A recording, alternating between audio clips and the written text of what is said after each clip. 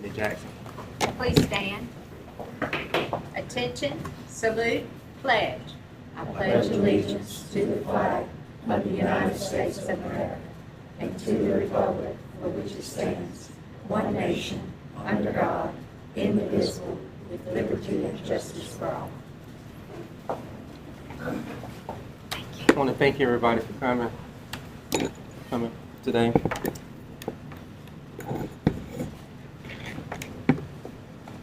And I also want to welcome you. Thank you. I know the air is running, so I was trying to get sound on for our friends so that you can hear in the back. Thank you for being here to support our schools, and I love seeing that some of our staff is able to join us today too, so thank you for being here as well. Approval of the agenda. Motion. It's been proper second. All in favor? Aye. All opposed? Ayes have it. Thank you so much. Approval of the minutes of May 13, 2026, May 21st, 2026, June 9th, 2026, and June 25th, 2026. Motion to approve. Second. It's been proper second. All in favor? All opposed? Ayes have it. Thank you so much. Informational items from Mr. Ivory Ford. Financials.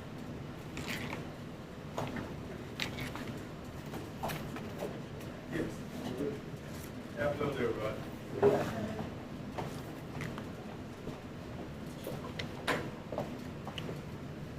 I'm going to give you the financial report in May 2026.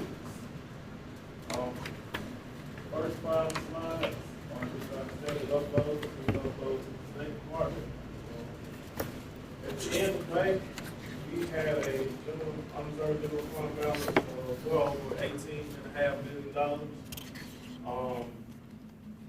Year to date, our overall expenses are averaging around $4.277 million.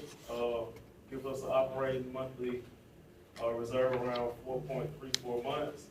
Comparing that to last month, which was May the 30th, 2026, it was 4.48, so just a slight decrease in the fund balance.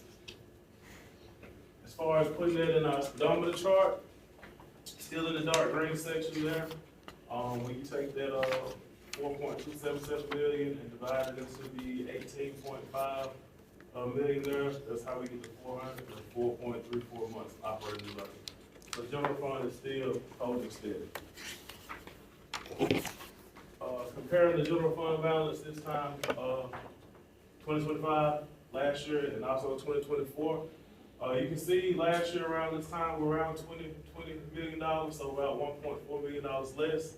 But you can see also 24 months ago, we are almost close to $1 million higher. So the fund balance in the general fund is fluctuating up and down, but you can see that it's still holding steady between $17, $20 million there. We do have some peaks and valleys, but as far as a baseline, 17 to 20 million is a good baseline. Putting that information in the bar format, it shows the comparisons there for 24, 25, and 26. This chart here shows the 24 months. You see the red trend line there. Slight increase, but almost level. So not too high, not too low. Again, we have some up and downs there, but we still kind of hold steady, close to that 18, 19, $20 million mark. Now looking at the last 12 months, the line is declining for the last 12 months, but the decline has trended up some. In the previous 12-month charts there, the line has been kind of spiked down some, but now it's coming back up. And the reason for the big spike down is these low numbers there between September of 25 and December of 25 in the general fund balance. What happened in the third? My memory serves me correctly, that would be catching up and getting our reimbursements for our federal dollars that was not in our bank account, which is the reason why the fund balance was so low. Because with our federal dollars, we have to expend it first and then make the request. But at the year end, you have to, have your financials done from the prior year in order to recoup the money for the, that last month and some change, going into the next fiscal year. Thanks. Yes, sir. So the spikes, like June 25th, we're Yeah. at 23, and then You're gonna see another spike. I see the spike in January 26th. Spike in January is always due to our local tax dollars that we get. That's when we get Yeah. both of those, Okay, property Ad taxes, valorem ad valorem taxes. right. The June and July spike, Mm-hmm. the last 2, maybe 3 fiscal years, the legislators have appropriated special money. And it's during this time, or maybe August or whatever, we have to do applications in order to get that money. Now, the biggest spike in June is the A&T funds. Okay. That's where you get the $4 million, $3 million, which we have coming, which we already have in the bank account. Yep. So you'll see another spike in Next our month. June Next month. Next month. for next month to go up. So that's why you had that spike here in June of last year, and then also in July. It did go down because we did use some of that money, but we also got other appropriations from the state as well. Now, did I hear that A&T funding is going to, Yes, the dry up? Yes, Eventually it's gonna Yeah, disappear. eventually. Yeah. yes, sir. We, Yes, we have about $1 million less now This year. than what we got last year. correct. Like last year, we had about a little. Right over 4, and this is right This at, is right at 3. Okay. They're So we- preparing us, so next year. next year maybe I'll 2 or probably 1. spend 2, maybe Yeah, 1. maybe 1. Maybe 2.5. They're That's not right, near. Just wing us off slowly. Okay. Yeah. Yes, sir. We don't know. Yeah. Because this is state allocated out of the Educational Trust Fund. So these A&T are carryover money basically that we get the following year when that's coming out of the reserve. So that's money they allocate for our technology, our maintenance, that funds 5 different items or elements of our district. And we have really lived and breathed off of A&T in the past 3 years. I mean, it has been our operating budget for sure, for projects to get done, maintenance of the buildings to be done. Right. Yes, sir. Thank you. Yes, sir. Good question. Anybody else?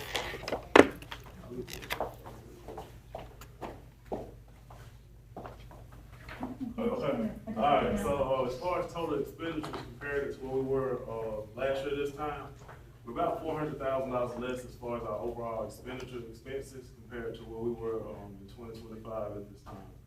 Back in 2025, at the end of May, we had expenses in the general fund of, $34.617 million. At the end of 26, $34.217 million.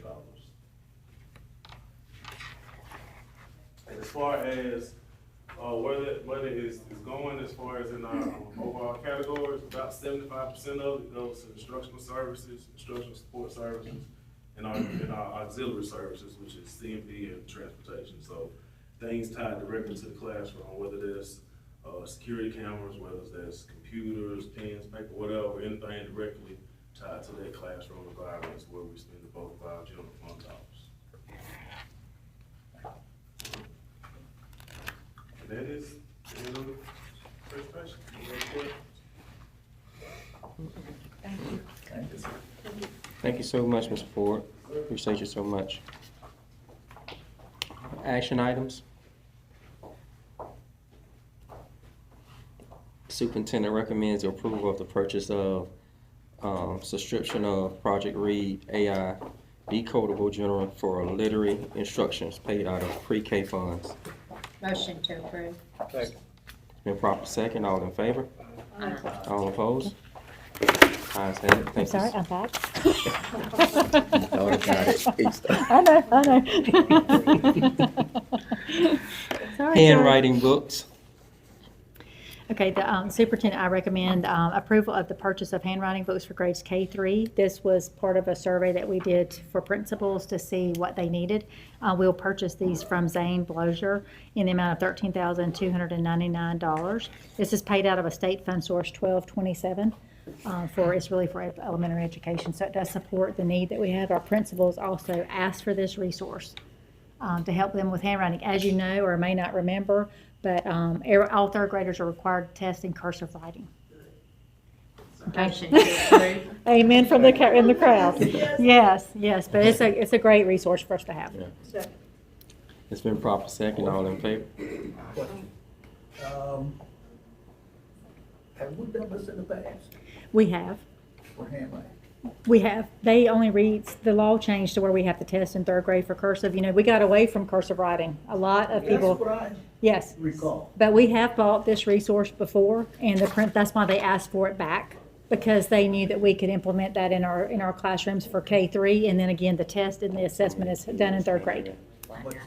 Yes, much needed. And I got lots of amens from the audience, so cursive writing. Yep. We have a lot of people who just sign printing, you know, Yep. they don't know how to cursive write, so, and I'm getting it again, I'm getting my amens from the crowd.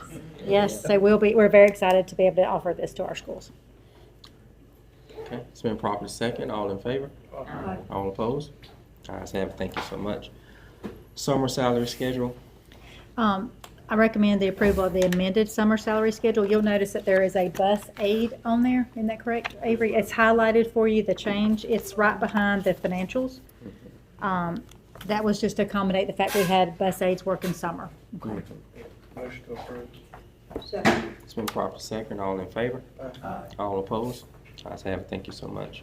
Budget amendment for fiscal year 2026. Okay, and so I recommend the approval of the budget amendment for FY '26. You have a copy of that also provided to you. It's that single sheet behind that salary schedule. Mr. Ford, do you want to speak about the amendment? Yes, the amendment, is our yearly amendment. We have to go back and amend the original budget to include the, federal carry-on dollars from last year. That's our unspent federal money that we have to spend by the end of September 30th, and also to make any other small changes as far as any other state programs that we get during the year. We have to include it in our budget. That's really the only changes in the budget. Thank you so much. Thank you. And you'll notice many of our items are paid. Which is nice. Motion to approve. Second. It's been properly second. All in favor? Aye. All opposed? Ayes have it. Thank you so much. Devices for W.S. Neal High School. I recommend the approval of students in the amount of $24,723.68. This will be paid out of W.S. Neal High School's Title I carryover funds. Motion to approve. Second. It's been properly second. All in favor? All opposed? Ayes have it. Thank you so much. AASB membership. I recommend the approval of the annual membership renewal to AASB in the amount of $14,076.07. That is our annual membership for all board members. Motion to approve. Second. It's been properly second. All in favor? All Does that opposed? include you too? It does. Yes, ma'am. Thank you. It does. It's board members and me. I serve as the board secretary. Yeah. It's been properly second. All opposed? I mean, all of. I think I've done it though, right? I don't know. Can I get them? Who got the motion? Yeah. We got a motion and a Share- second. Mr. Holmes and Ms. Okay, it's been properly second. All in favor? All opposed? Ayes have it. Thank you so much. Teach Town. Okay, this is, I recommend the renewal of the contract with Teach Town to provide teachers with software and programs to help children with autism and special needs. This is a 5-year renewal. Ms. Barnett worked really hard with the Teach Town team to be able to include professional development for teachers. This will be paid out of IDA. It is a cost is broken down there for the software is $118,925. Training is $8,300. He's a yes, thank you. That's right, peer pressure. Bullied him, that's right. We'll report it. Okay, that's wonderful. So we'll get us registered, and that way we have our tickets and all that taken care of. And if we want to talk about carpooling, we got time to talk about that, okay? Anything else? Anything else? All right. Did you set the August meeting? I did not. Did not. We'll set out. Did you Okay, want do we to want to set go it? ahead and look at that? Because I had kind of we were talking about maybe August the 27th as the regular meeting. Would that day work? Is a Thursday? And maybe we could even do that in Bruton. Yeah. Could we do August the 27th? Yep. Okay, we'll say BCO, okay? So we'll go ahead and have that date, and then I'll work on getting us some dates kind of tentatively set, and I will send those to you this weekend also. That way we 27, kind we'll of, do Bruton. we'll do Bruton, Okay. okay, okay. All right, thank you so much. And that's at 4:30. 4:30. Well, we may schedule a work session that day, so I'll send you some details. But we'll do the meeting at 4:30. Put 3:30 on it. Yeah, I would go ahead and probably assume 3:30 for the work session. And where was that? We're gonna do that one in Brickman. And I'll send that to you too, and I'll make sure it's on your calendars. You talk about August 4th today. I was going to, but I had a little error, so, but I would love to share with you, I know you heard me being excited about August the 4th. We have 16 rooms that we're taking over Flumiton. We're gonna have our main session in the auditorium. We'll open it and we're gonna do the code of ethics and we're gonna do a welcome and introduce the district staff. I would love for you to be there and we will introduce you to the schools. And then we also have, someone else is speaking, Miss Davis, someone else is speaking that morning in the intro part. Great Haven University and AEA. Because they're gonna do some basic information for them as well. So, but during the day, we have 16 classrooms that we're taking over. We have over 30 unique sessions being offered to the teachers. Okay. So throughout the day, we have a little lunch break scheduled so that, you know, they can kind of take a lunch at 11, 12, or 1. We're gonna have 4 food trucks there, a couple of coffee trucks, and a couple of different, you know, fun stuff that'll be there in the after, for the whole day. We have, as I said, about 30 sessions running. But I did give them like some blank spaces where they can pick a session and when I still give my presenters time to eat. So I'm happy to tell you we have 3 principals presenting. We have the State Department's presenting. Miss Barnett has special ed all day long that day. We have cultural sensitivity training that day. We have what to do when you're not the mental health professional. How do you help when you're not the mental health professional? That one's going to be really great. That one's being done by Southwest Mental Health, and so we have a lot of great presenters coming in. We have Schoology coming from the State Department. We have Microsoft Office 365. It's going to be presented by one of our wonderful teachers, Robin Brown. So there are a number of sessions, and I think when I get that out I want the presenters to kind of proof it. I was going to bring you a copy tonight, but I'm going to email you a draft. I'm going to let the presenters make sure that we're good, because like Ms. Malukas found where I had a session that I didn't have on the schedule, but I had it on the program. So I need to make sure that everything matches. I didn't want to hand you something that wasn't quite right. But it's very, very exciting. So we expect our teachers to be there. And we're gonna have Coach Jones and we talked about transportation. So Atmore side, we'll bring them on the bus. We're gonna bring Bruton side on the bus and drop everybody at Flumiton. And then we'll get transportation back. So I think that'll be a great day of learning for our teachers as our first day back, officially August 4th. Yes, thank you. August 4th. Yes, so with our changes that we're doing, with upgrading, part of it will be moving to Office 365. So if you've been using Gmail, we'll help you move over to Outlook. So that'll be happening. We're working on our central office staff this coming like 2 weeks. Yes, ma'am. We're going to start with this area. Yeah. And we're going to take care. We're going to